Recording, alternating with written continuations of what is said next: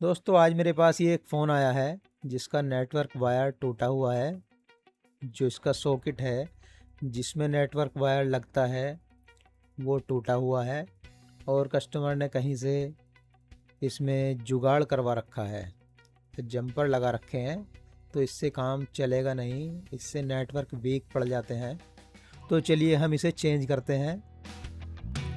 पहले हम इसे अच्छी तरह से साफ़ करेंगे और उसके बाद ये सॉकेट किसी दूसरे बोर्ड से निकाल कर हम इसमें लगाने वाले हैं।